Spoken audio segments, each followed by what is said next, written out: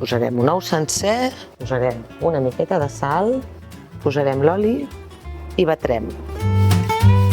I el que farem serà agafar uns brins de porradell, que seria el substitut de l'all, saps? Aquí estem fent un allioli. Què és el bo del porradell? El bo del porradell és que ens donarà uns tons verds intensos, a banda de sabor.